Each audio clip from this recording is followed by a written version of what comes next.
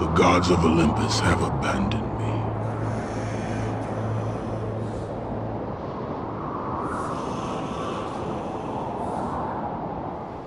Hey guys, what's up? It's been a hell of a long time, but I'm back. Let's get down to business. I've watched the reviews for this particular collection on YouTube, and it seems people either love it or hate it. Some people think it's a decent attempt for a handheld, while others think the graphics are blurry and out of focus. Other complaints range from the games not being as fun as they used to be, and audio sounding too muffled due to sound compression. Blah blah blah blah blah. Don't worry, because I'm going to let you know whether this collection is any good or complete shit. Here is my review of the God of War collection for the PlayStation Vita. First of all, the graphics are not as blurry and out of focus as some reviews make it out to be. The areas in which they happen are very isolated. 90% of the time, the image is sharp. FYI, I need new glasses, so keep that in mind while I talk about the visuals. They look good, just don't expect it to look like the PS3 remasters. Instead, imagine playing the PS2 versions of these games, but on a handheld. That's probably the best way for me to explain it. The only thing I will say that is constantly out of focus is the menu screen in God of War 2. It's also a bit laggy when you pause to cycle through your inventory. But here's the funny thing, by the time you complete the game, you won't even notice it. This doesn't affect the first God of War, which I might add runs the best. Backgrounds still look amazing in both games, but especially more so in the sequel. The camera occasionally zooms out, giving you a better view of what you'll be dealing with. Now, I've experienced slowdown in both games, but rarely was this distracting, and rarely did I notice it affect gameplay. Both games, however, contain horrendous looking cutscenes brought over from the PlayStation 2 versions, in-game and rendered. Although they're not as bad looking in the first God of War, both are compressed and downright ugly, especially some of those in the sequel.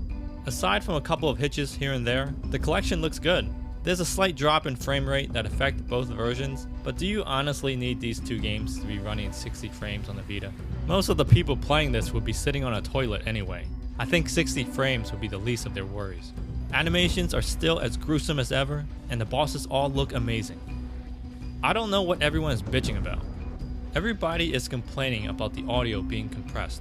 On one hand, I agree, and on the other hand, I'm like, guys, you're playing on a freaking handheld. Don't expect to be getting 7.1 surround sound on this thing. Aside from the occasional audio glitches where music would cut in and out, I couldn't really tell if the sound was muffled or not. I played these two games back on the PS2, and again on the PS3 remasters, and honestly, the audio sounds perfectly fine in comparison. I don't know what to say, maybe I'm going deaf. I don't know. Help me out here. Was the audio compression really that bad to you guys? Now here's a sensitive subject. Why the hell are developers always trying to incorporate touchscreen support to games that don't need them? Some of the special abilities have been mapped to the touchscreen as a shortcut. They work for those who prefer to use them, but the back touchpad is where I have a problem. It's used to open chests and saving your games. Now normally it wouldn't be a problem if the back touchpad wasn't so goddamn sensitive. The slightest flick will set the thing off. I also found the left analog stick a little small and cumbersome when trying to do some of the QuickTime events. Aside from that, I have no other complaints with the controls. Everything translates beautifully over to the Vita from the console versions.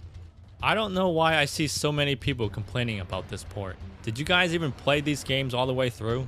Aside from a few technical setbacks, these two games are exactly how I remembered them on the PlayStation 2. Certain gameplay elements don't work as well as they did back in the day. Lever pulling and boulder pushing gets a little tedious after a while. But thankfully, the wonderful combat and engaging story is still there. Although I wouldn't say this particular collection is the best way to experience these two games, they do a commendable job of telling the God of War mythos. So if you're on the fence about this Vita port, have no fear. You heard it straight from me. It's good.